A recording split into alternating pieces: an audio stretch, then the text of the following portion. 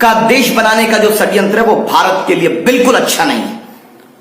भारत के अंदर जो असली राम राज्य है या असली मानवतावाद है वो है जहां किसी के साथ अन्याय ना हो, और यहां अन्याय हुआ है। इसीलिए पीस पार्टी के अध्यक्ष डॉक्टर अय्यूब साहब ने धर्म के लिए नहीं बल्कि न्याय के लिए बाबरी मस्जिद मामले में क्यूरेटिव पिटीशन सुप्रीम कोर्ट में डाली थी, रिव्यू पिटीशन भी डाली थी। क्यूरेटिव पिटीशन अभी पेंडिंग है और हमारी लड़ाई, और हम लोग इस बात को स्पष्ट कहते हैं कि हम अपनी नस्लों से कह करके जाएंगे कि बाबरी मस्जिद को शहीद करने वाले जालिम थे।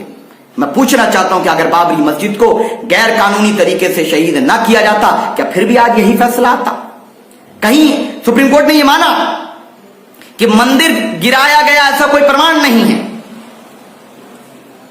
12वीं सदी से 16वीं सदी तक क्या था, कोई प्रमाण नहीं है।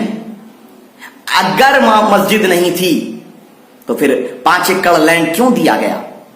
हमारे लिए 5 क्या 50 क्या 500 एकड़ कोई वैल्यू नहीं, लेकिन ये बात कहेंगे जब एक बार जब मस्जिद बन जाए, यह अकीदा है, रिलीजियस बिलीफ है जो आर्टिकल 25 मुझे देता है, वो ता कयामत तक तहतो सरा से लेकर अर्श मोहल्ला तक मस्जिद रहने वाली है। लेकिन भारत के संविधान का दुरुपयोग अगर कोई करेगा तो निश्चित ही न्याय के लिए हम लोग जरूर संघर्ष करेंगे।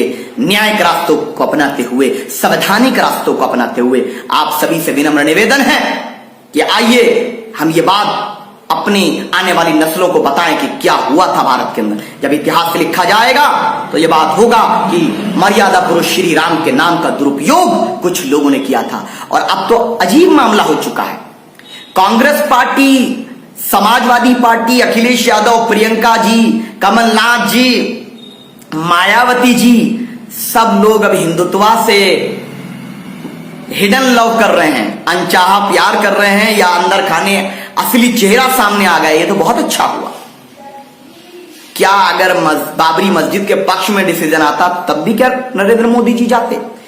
उनको बताना पड़ेगा कि इंडिविजुअल कैपेसिटी के तौर पे गए या प्रधानमंत्री के तौर पे गए हैं, क्योंकि इंडिविजुअल कैपेसिटी पे सबको अपने धर्म पे चलने की आजादी है, लेकिन प्रधानमंत्री भारत का प्रधानमंत्री होता है, वो संविधान पर शपथ लेता है, किसी भी धर्म के नाम पर वो शपथ नहीं लेता है।